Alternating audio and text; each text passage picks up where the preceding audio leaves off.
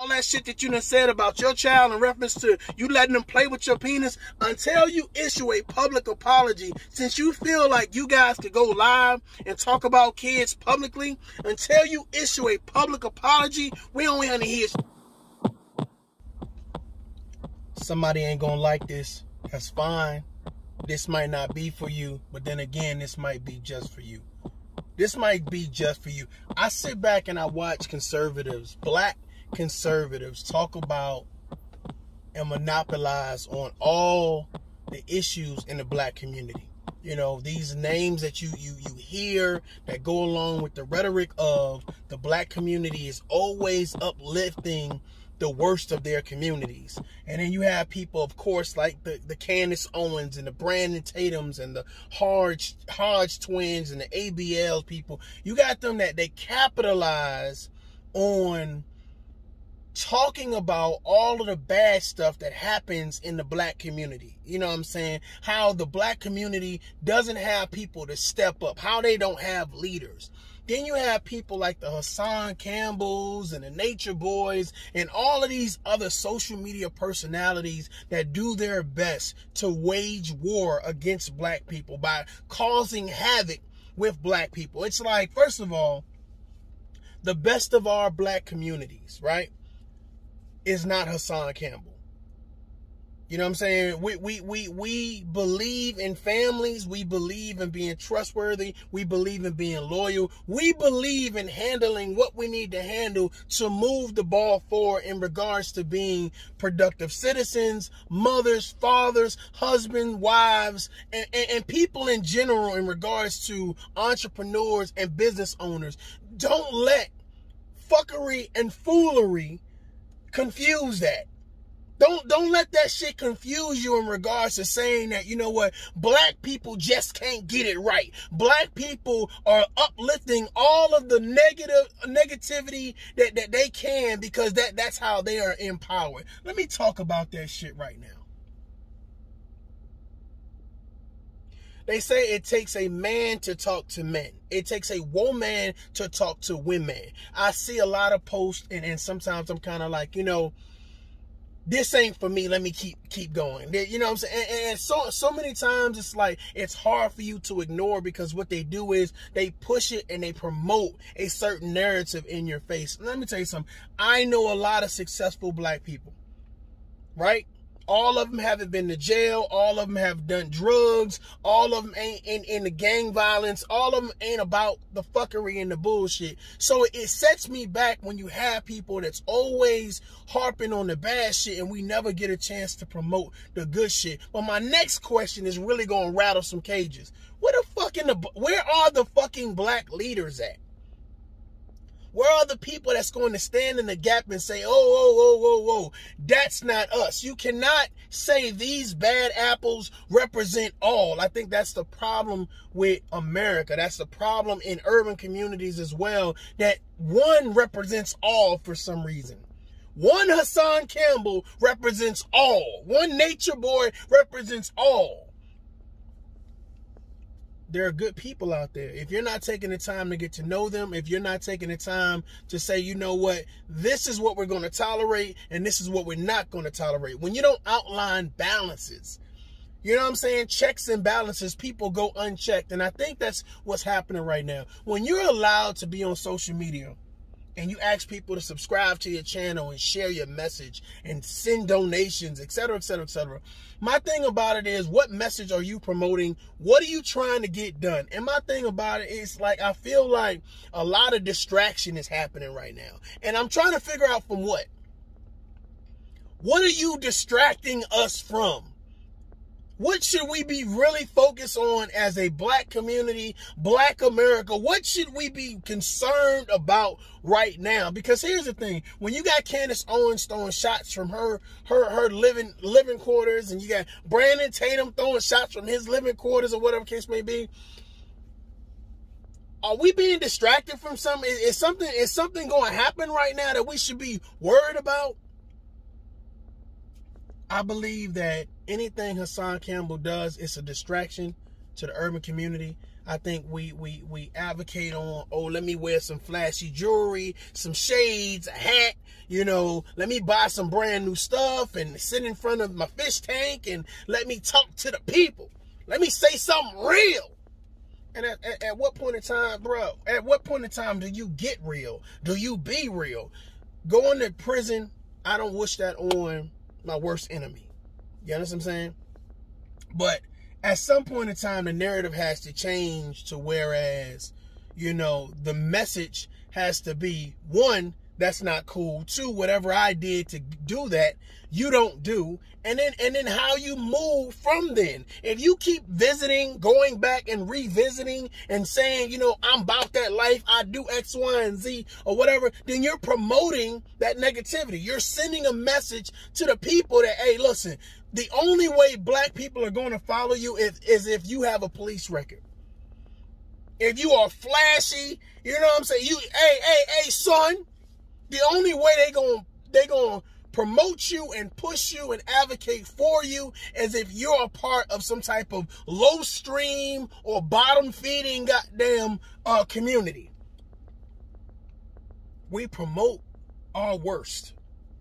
We promote our worst. My thing about it is I was always curious about why people like Hassan Campbell has so many followers. And I believe the narrative of him being molested, him being, of course, you know what I'm saying, raped at a young age, the whole story about him, you know, being in and out of jail in a single parent household. I think, of course, that pulls on your heartstrings and it pulls you into, you know what, man, hey, this is a good brother. And then when you sit down over time and you listen to it, there's a certain cadence that someone that was a victim of something, it's a certain cadence, it's a certain dialect, it's a certain tone. You know, it's a certain level of victory and humbleness at the same time. It's like, hey, listen, I am not going to be a victim of my situation. I'm going to be a champion. And you appreciate that as a bystander. You appreciate that as a naysayer. You appreciate that as a person that is not sure if your story is true or not. But there's a certain level of consistency that applies some realness to the situation. So you sit back and you say, okay, yeah. All right, yeah. Whatever this brother need, I got him. You know, you need some donations, cool, I'm on you. You know what I'm saying? You need to open up a foundation, you know what I'm saying, to support kids that's being molested and raped and taken advantage of. Cool, I'm with that. And you buy into that narrative. But then that's how you hook us, you bait us. And then as you wheeling us in, we start to hear other things. You know, we started to hear other things outside the realm of where you should be heading, where you should be going, what you should be promoting. And it's like, we lost. And my whole thing about it is there should be no black man that ever advocates on hurting a child. There should be no man, period, that ever advocates for doing anything to a little girl or little boy, a kid, period. And I think that once you do that, first of all, thank you. Thank you for letting the cat out the bag, sir. Thank you. Thank you. Because I would not trust you, okay, nowhere near my kids. And I'm going to say this right now. Who would trust their kids overnight with Hassan Campbell or Nature Boy? I'm willing to go live with you and have a conversation with you. I would trust my children with Hassan Campbell and Nature Boy after what they've said, after the rhetoric and the narratives that they've been pushing over the last couple months to years.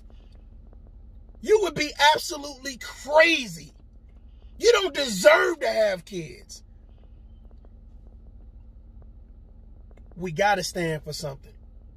We got to push a narrative where we as people are not going to tolerate any harm to come to our children. Don't threaten our kids. Don't touch our kids. Don't look at our kids. Don't come around our kids. Or we going to fuck you up. Period. We not playing don't issue no threats to our kids. Don't do it. Don't do it. We ain't sending you no donations. You ain't going to have no social media platforms. We not going to give you, goddammit, our attention past we gonna whoop your ass if you touch our children. Period. Period. And there's so many people that sit back and make excuses for grown men to say, I'm going to allow my son to play with my penis after I come. I'm going to go over here and I'm going to put long dick in this child over here because the parent is my enemy. So I'm going to do something to their child. And we sit back and act like we ain't hear the shit. Motherfuckers playing PlayStation and drinking beers and smoking blunts and cursing and acting like life is so grand and supporting these fuck boys like we ain't hear this shit. And I be getting on Cynthia G ass because I be like, black men are dusties and black men are... These are the type of men that she should be attacking right here. That clearly come out and promote a narrative that goes against what black men should be standing for. Are we perfect as black men? No, we're not perfect. There's some things that we need to overtake, we need to work on. And I get it. But there's nobody perfect. There's no gender that's perfect. So while we playing point the finger, my whole thing about it is just some things that we can't tolerate. And if you touching little kids and you harming little kids and you issuing threats to little kids, we not tolerating that shit. So I'm telling you right now, for Nature Boy, for goddamn Hassan Campbell, and for anybody else who's issuing out these motherfucking, this boldness of saying what they do to kids, we not having that fuck shit. So whether you're a pedophile, whether you're a rapist, whether you're a molester, whatever the fuck you think you are, it ain't real. It ain't a man. So you can cut that bullshit out. So as a father, as a black man, we ain't having that shit. So if you touch one of our kids, bro, we gonna break your motherfucking neck. I'm telling you right now, off the goddamn bat. And anybody who supports you is a fucking clown and don't realize how dangerous of a person you are. And I'm not saying you dangerous like you really gonna pow, pow, bang, bang. You're dangerous because you'll destroy a kid's psyche. You'll damage a kid because supposedly you have been damaged. But the thing about it is, bro, anybody who sits back long enough and listens to you, they can tell you need help. You need help. And the minute you get upset and you let the cat out the bag and say that you're going to do something to a kid, why do you even have social media platform? Why do you even have followers? Why are you asking for donations? You're standing in front of us flossing with donations that people done gave you, and you haven't opened up one organization or done anything to help no kids out of harm's way that you said that you promote. You said you're doing it for the youth. For the youth. The only person you seem like you're doing it for is yourself. Ladies and gentlemen, this is Mario J, and this is Tough Love. Until next time, you tell them fuck boys I said adult up. Peace.